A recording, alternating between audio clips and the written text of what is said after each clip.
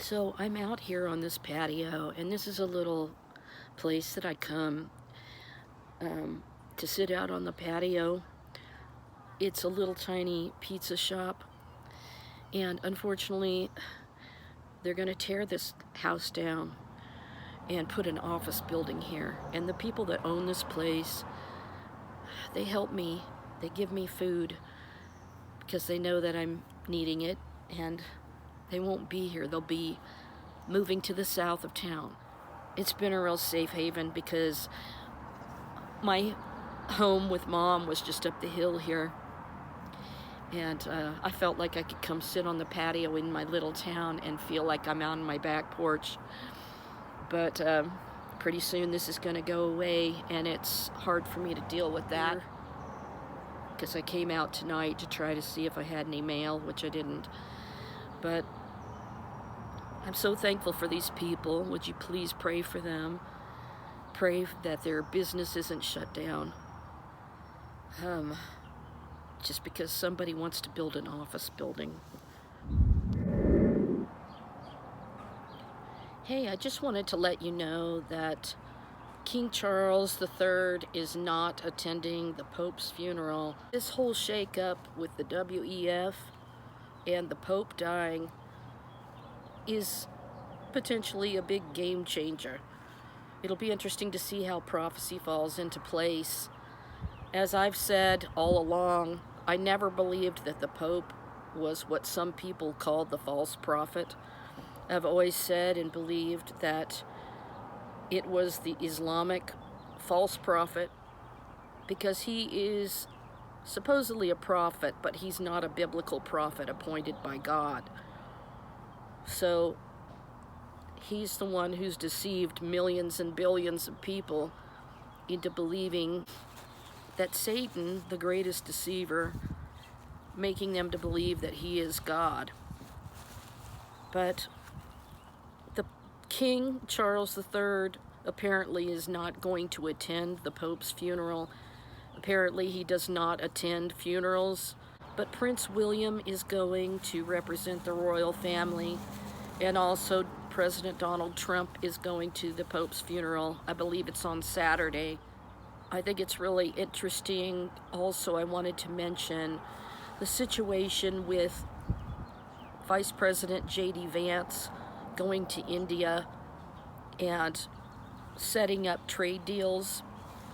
You know, that goes right along with what I told you was in the works before the October 7th attacks happened in the Gaza Strip area. Remember, I did a couple of videos about this, that Netanyahu stood in front of the UN holding up that map showing that he was going to make a new Middle East, and I told you all about the trade corridor. Well, the reason J.D. Vance went down to make a trade deal with India is setting up for this trade corridor with going through Israel, through the Gaza Strip, through the Mediterranean Sea right there on the coast of Gaza. So this is why Israel had to obtain Gaza so they could control the port that they plan on putting in there, which I truly believe is how Israel's going to gain wealth in the last days, as we're told about Mystery Babylon, the great mother of harlots. And this is why President Donald Trump said that he was going to turn the Gaza Strip into the, quote, Riviera, because this has been the plan all along. The ships on the sea that see the smoke of her burning, that's the Mediterranean Sea. And I've been trying to tell you this, but this is an advancement with J.D. Vance making a trade deal with India, and it goes along with creating the new Middle East with the trade corridor through Gaza. Because it's going to go, I showed you on the maps before, it's going to go from India into, I think, Yemen, and then it's going to go through the country of Jordan, and it's going to go through Israel, going to cross the Mediterranean Sea at the Gaza Strip, and they choked off Egypt from having any control anymore over the fiber optic cables of the internet, because they're going to go under the sea to bypass Egypt. And this has caused a lot of anger with Egypt, I believe. So it's going to go through Cyprus, it's going to go up into Italy, and ultimately into France and Europe and Spain, probably. I don't know if it'll go that far, but so far it's going up at least to France.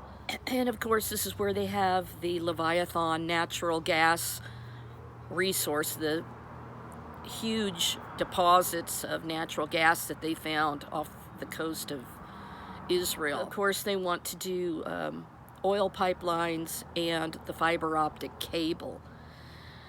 So since I was telling you, that used to be the big trade port for Israel and her ancient kings, was the Mediterranean Sea. And Hiram of Tyre, which was in charge of King Solomon's navy, they left from the port of Joppa and traded and went up to Lebanon and got the wood from the forest of God to build the temple with the cedars of Lebanon. Cedar of Lebanon is the official name. And that is a protected forest now.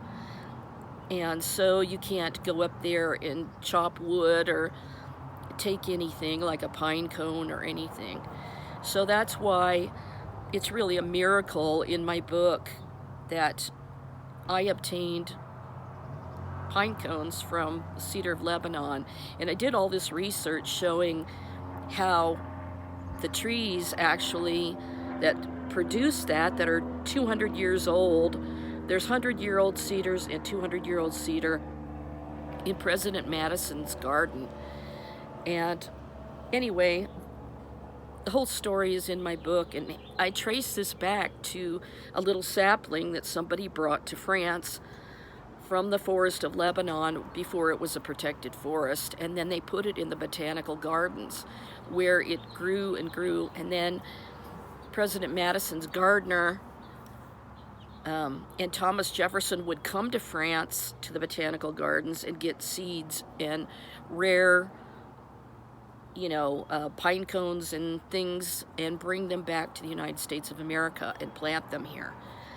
So this is how the Cedar of Lebanon got to President Madison's house.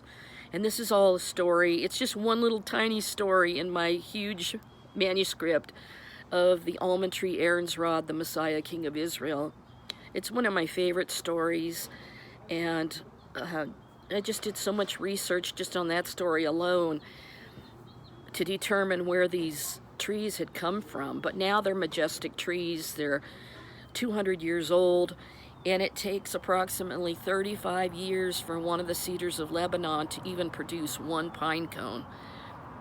So there's a vast waiting period from the time that it's a sapling to the time that it produces pine cones is at least 35 years.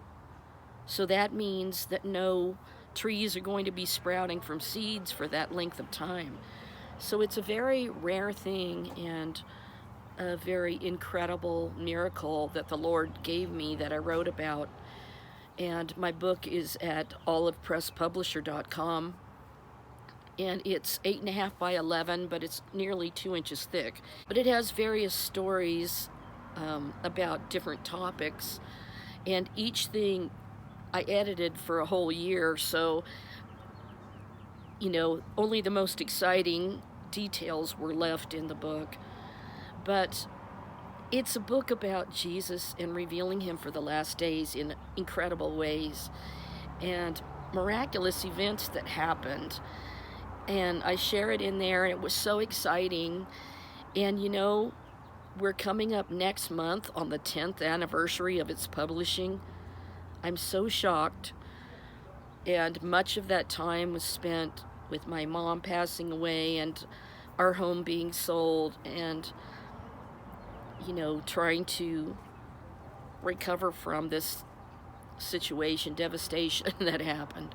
It's an incredible story, and I was able to get some of the Cedar of Lebanons to Israel, and then something happened that I couldn't believe, and my rare blessing was kind of treated very poorly, which was shocking to me.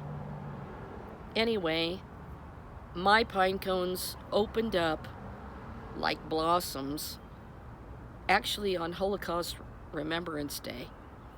So this was really extraordinary, and I won't go into the entire story, but the trade corridor where Hiram of Tyre, King Solomon's naval captain, you might say, they would go up there and log the cedar logs, and then they would float them back down the Mediterranean Sea. So it was a giant trade port. So we see that Jerusalem's Mystery Babylon, the great mother of harlots, because Jerusalem is the mother of us all, because that is where mankind was created from the foundation stone, and that's what the Jews built the temples on, was the foundation stone of humanity. In case you did not know this, it was the original place of the Garden of Eden, and so the Messiah came to the place where Adam and Eve sinned and caused the curse of death to happen, and he reversed that curse, and the king put his signet ring on it so that it can never be reversed what the king has accomplished and done. And it's sealed. I go into that in my book too, which is very exciting. And so we know that Mystery Babylon, the great mother of harlots, she gains wealth through trade, and the ships on the sea witness some devastation happening. Well, what that is gaining wealth through this port in the last days. And the fact that J.D. Vance went to India and made a trade deal, because that's where the corridor begins, is a huge event. So, I'm kind of adding this to previous videos to help you see what the whole goal is here. The situation will be that all of these, the one world religion will come there to Jerusalem with the Sanhedrin. And the Sanhedrin, they're the ones that select the king to rule over Judah and Israel. So they will appoint a king, which we believe is King Charles III. And so much of my videos I've talked about my own views on that subject and everything. But the thing is that that'll be the last king to reign until Jesus comes the second time and takes the throne for himself as the descendant of King David. So he will destroy all the elements of the one world religion that ultimately came from the original Babylon. He will come down the second time and destroy all the elements of Babylon that have assembled there in Jerusalem. This has got to be happening soon because of the king's age. And the king is really a figurehead, so he puts things into play through policy.